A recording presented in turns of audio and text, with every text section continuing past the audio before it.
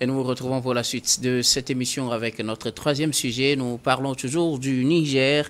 La Russie appelle au dialogue pour éviter une dégradation de la situation. Le ministère russe des Affaires étrangères a déclaré ce mercredi que la menace de recourir à la force au Niger contre les auteurs du coup d'État de la semaine dernière ne contribuera pas à régler le conflit. Moscou a appelé à la tenue d'un dialogue national pour garantir l'état de droit menacé. Donc de recourir à la force contre le Niger ne contribuera pas à régler le conflit. C'est ce qu'a déclaré Maria Zakharova, la porte-parole du ministère russe des Affaires étrangères, lors d'un point de presse. Moscou veut qu'on dialogue au Niger, même si cela paraît peu probable par rapport aux spéculations qui sont faites par rapport à ce coup d'État. Le Kremlin, oui, Moscou plutôt demande à ce que l'on procède plutôt par le dialogue que de vouloir utiliser la force. Je commence par vous, Ashraf. Oui, Moscou veut qu'on privilégie, disons, la voie du dialogue plutôt que l'affrontement. Mais je crois que la Russie n'a pas l'habitude d'être quand même équivoque sur un certain nombre de sujets, mais ils ont quand même une position quand même assez claire par rapport à la crise nigérienne, parce qu'ils estiment que l'affrontement n'est pas une meilleure solution. Et Moscou est surpris par peut-être, disons, l'allure que prend les événements aujourd'hui au Niger. Je ne crois pas. Donc, je crois que la Russie essaie quand même de préempter les débats, c'est-à-dire c'est une logique anticipative des choses. C'est-à-dire que la Russie a tout de suite compris que l'influence qu'elle a éventuellement sur un certain nombre de pays africains, notamment dans le Sahel, il n'a pas intérêt. La Russie, elle n'a pas intérêt, autant pour moi, à ce que ces pays-là sombrent dans l'affrontement.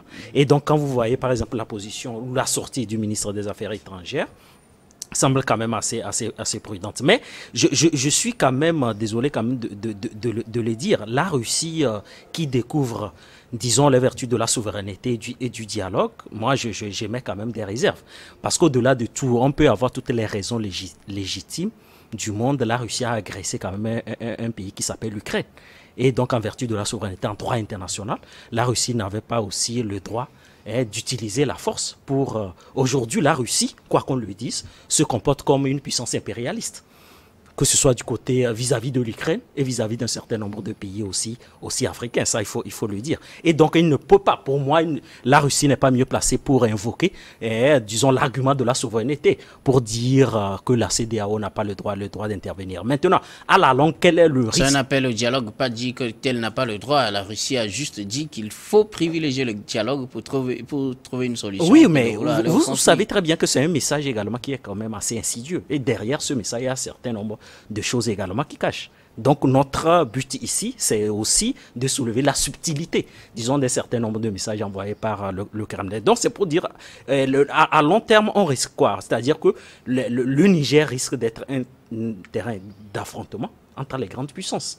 C'est-à-dire que on utilisera toujours des Africains comme des faire-valoir, alors que ce sont des intérêts occidentaux et pro-russes également qui vont s'affronter. Vous parlez de quelle puissance? Si ces mêmes puissances ne sont pas pour l'affrontement, bon, du moins pour la Russie qui le dit, aujourd'hui, il ne faut pas aller à l'affrontement. Oui, il ne faut pas aller à l'affrontement. Vous parlez alors de quelle puissance? Non, mais quand je veux parler des puissances occidentales et la Russie, je veux dire tout simplement qu'aujourd'hui, si la CEDEAO décide d'intervenir, parce que n'oubliez pas, parce que pour la Russie, la CEDEAO est une organisation fabriquée par les puissances occidentales. Et donc, si la Russie plutôt la CEDEAO venait à prendre cette résolution-là de recourir à la force armée, je crois que la Russie interviendra également pour se tenir même si elle appelle aujourd'hui à ne pas... Mais oui, effectivement.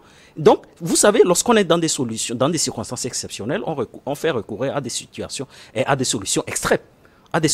Donc la Russie également du risque. N'oubliez pas que le Evgeny Prigojine, qui a fait une sortie par rapport à ça, qui estime que le coup d'État au Niger est le bienvenu et que c'est, disons, la résistance vraiment de la volonté de la Russie. Oui, ce n'est pas la voix vient d'être donnée par la porte-parole du mais ministère vous le savez très bien que la plupart des sorties d'Evgeny Prigojine sont entérinées par le Kremlin. Il faut dire les choses telles qu'elles sont. Et aujourd'hui, on a une milice qui s'appelle Wagner qui est prêt aussi à intervenir. Et quand on parle aujourd'hui du Wagner, ce n'est pas aussi la puissance de feu, quoi qu'on le dise. Hein. En Mozambique, par exemple, Wagner a subi un certain nombre de débâcles. Donc, c'est pour dire tout simplement qu'aujourd'hui, le Niger, tout comme le Mali et le Burkina Faso, sont devenus tous des terres d'influence entre les puissances occidentales et les puissances occidentales. Mais moi, j'estime que pendant un certain nombre d'années, nous sommes restés dans le schéma de la subordination. Et s'il faut en finir avec la subordination, s'il faut s'affranchir du joug colonial pour rephraser les phrases que tout le monde emploie d'ici et là, il ne faut pas quitter une subordination pour une autre. Je crois que l'indépendance et la souveraineté des États africains n'est pas négociable. Comme je l'ai dit, la légalité constitutionnelle est sacrée. Il faut le retour à l'ordre constitutionnel pour permettre au président démocratiquement élu d'expédier des affaires courantes du pays. Donc j'estime qu'aujourd'hui, appeler au dialogue, oui, j'estime qu'il faut toujours appeler au dialogue. Mais il faut tout simplement faire comprendre aux putschistes qui ne sont pas les bienvenus, qui n'ont pas le droit d'évincer un président démocratiquement élu.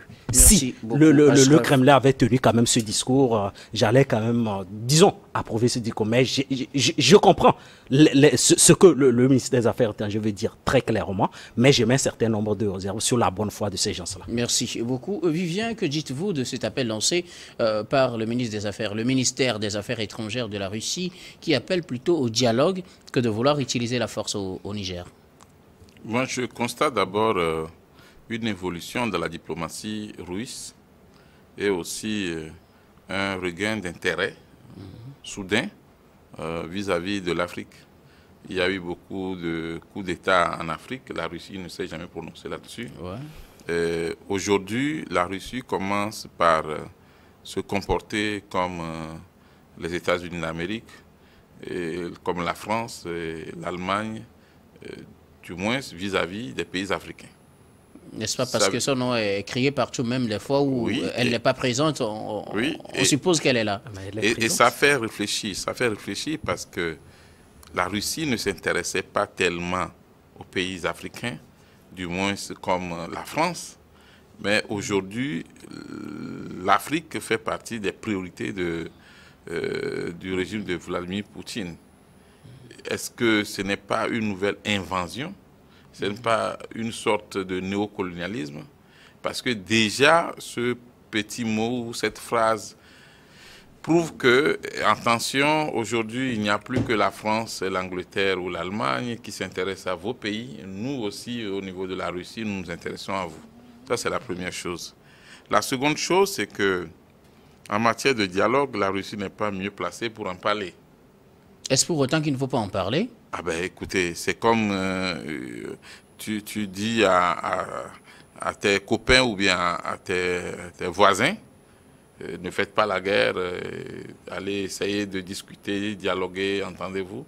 Mais au même moment, toi-même, tu as envahi la maison. Peut-être que tu as trouvé que ce n'est pas bien et qu'il faut appeler les autres à ne pas commettre la guerre. Il va falloir repousser chemin d'abord pour pouvoir donner un bon conseil. C'est-à-dire qu'au même moment... pas le même, il ne faut pas qu'on confonde le contexte ukrainien. Oui, mais justement, ce sont les Africains... Une agression est une agression. Non, justement, c'est pas la même chose. Ce sont les Africains qui sont partis à Moscou et en Ukraine pour demander qu'on mette fin à la guerre, qu'on fasse le dialogue.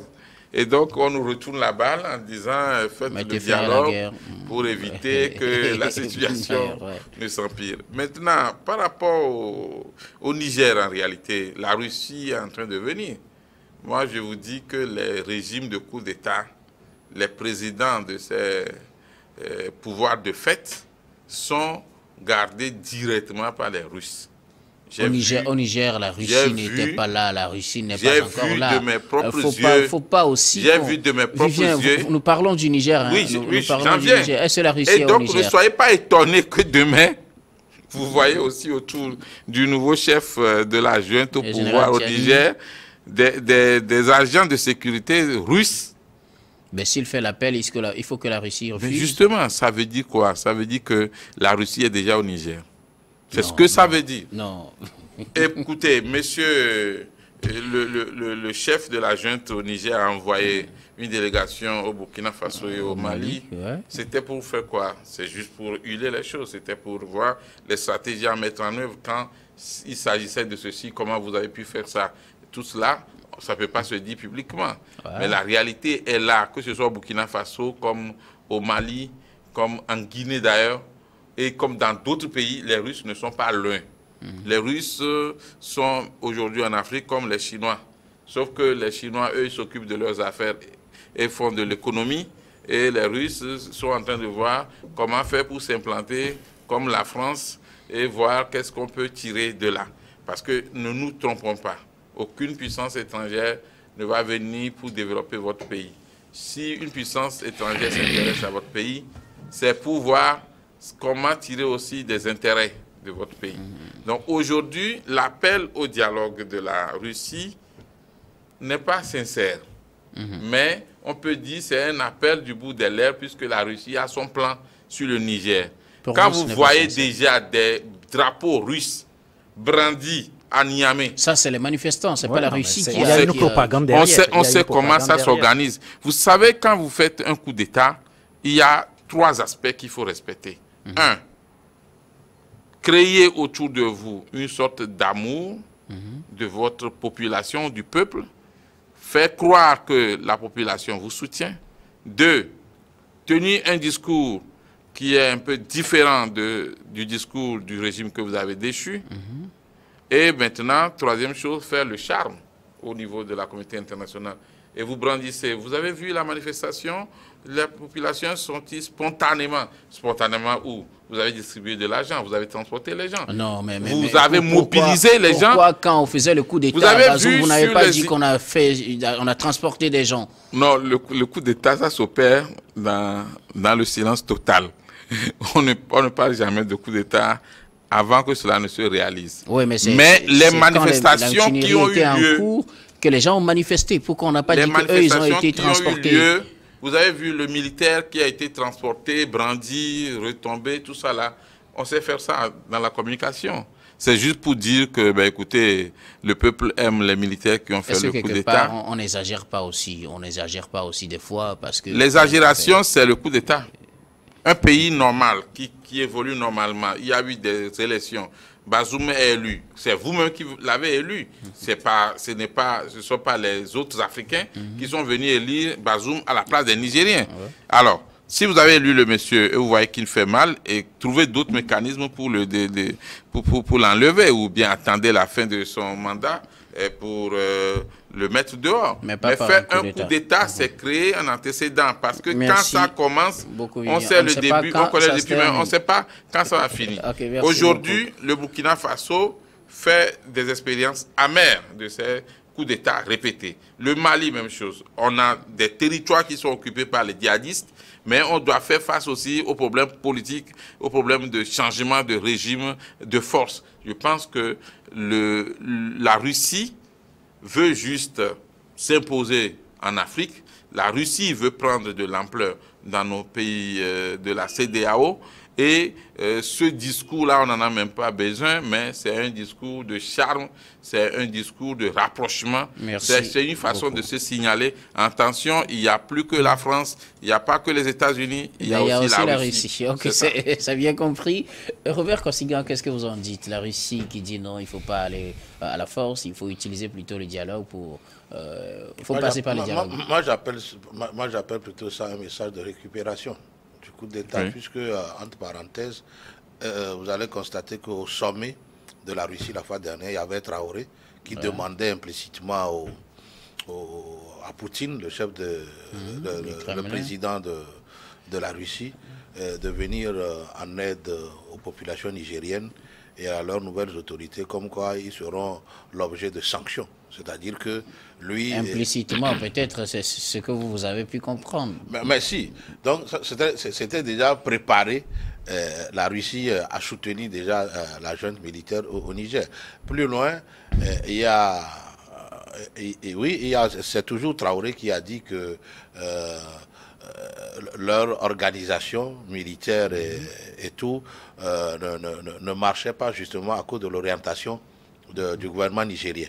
Maintenant qu'il y a coup d'État, ils préfèrent que le Niger soit au même diapason que pour que voilà leur stratégie militaire ou leur orientation, voilà, leur orientation militaire et politique soit la même, c'est-à-dire que ce soit le partenaire russe qui alors soit avec eux au Mali, au Burkina comme au Niger. Maintenant, moi je dis, est-ce que c'est pour autant on peut permettre un coup d'État? Est-ce que pour un coup d'État, il suffit de brandir la menace terroriste plus l'affiliation peut-être à la Russie pour qu'on puisse être accepté et acclamé par tous? Maintenant, est-ce que la Russie va apporter les réponses nécessaires à nos problèmes de développement et tout? Pour le moment, ce que je ne comprends pas, c'est que la Russie n'a pas encore dit qu'elle intervient. Elle dit plutôt de ne pas aller à la force. Le lit est en train d'être fait déjà à la Russie. Et le gouvernement nigérien compte que sur la Russie. C'est pourquoi tout de suite, il ne perd pas le temps. Il envoie déjà ses tentacules aux protégés de la Russie déjà, que sont les autorités burkinabées comme maliennes, pour que voilà, la Russie puisse lui envoyer de quoi se protéger. Je dirais même que ces gouvernements-là ne vont pas quitter de sitôt parce que, au fait, ils assurent leur sécurité, leur protection par ce partenariat avec la Russie pour peut-être s'éterniser au pouvoir ou durer le plus longtemps ou trouver les canevas par lesquels même la Constitution peut leur alors permettre d'aller aux élections et de prendre la place du numéro 1 de leur pays. Mais moi je dis, le discours de la Russie peut être décrypté comme un message de récupération, un message de soutien aux autorités, aux nouvelles autorités nigériennes, et peut-être un défi lancé à la CEDEAO comme quoi, ok, si vous voulez aller à la force, nous vous opposerons de la force. Et la Russie n'a jamais dit ça. Non, mais ce message est clair, c'est-à-dire quoi? Si la Russie met déjà les signaux de soutien à ce gouvernement nigérien et que peut-être la CEDEAO veut les attaquer, c'est-à-dire que la Russie sera là pour défendre alors les putschistes. Les putschistes. Donc il y aura un affrontement frontal entre la Russie et la CEDEAO. Alors, quand on dit, nous considérons qu'il est extrêmement important de ne pas permettre une nouvelle dégradation de la situation dans le pays, est-ce à dire qu'on soutient le coup d'État? Déjà, ça c'est déjà un soutien pour le coup d'État. Maintenant, est-ce qu'il faut dire qu'on soutient, qu'il faut dégrader la situation pour qu'on dise qu'on ne soutient pas le coup d'État? Tout le monde est d'accord que la situation sécuritaire du Niger n'était pas si alarmante. Avant ce coup d'État-là, avant ce putsch, la situation sécuritaire du Niger n'était pas si alarmante. Pour le moment, il n'y a pas encore eu d'incident sécuritaire, du moins officiellement, après le coup d'État. Donc, il n'y a pas eu de changement. Comme celui du Mali ou du Burkina Faso. Même s'il y a les velléités de djihadisme et des terroristes, ce n'est pas aux mêmes échelles comme celui du Burkina Faso ou du Mali. Maintenant, si la Russie, tout de suite, s'intéresse au régime, aux nouvelles autorités du Niger, c'est-à-dire qu'elle a quelque chose à gagner. Elle a des intérêts à protéger. C'est pourquoi je vous ai dit tantôt que tout ce qui se passe au Niger aujourd'hui, c'est un jeu d'intérêt et que voilà, d'autres qui n'ont pas encore accès au gâteau veulent aussi en avoir, et donc ils vont pousser peut-être l'Occident à leur céder une part de ce gâteau. C'est votre lecture de la situation. Et c'est ça la vérité sur ces mots. On verra très bien. Nous allons sur ces mots marquer la pause, puis on retrouve pour la dernière partie de cette émission.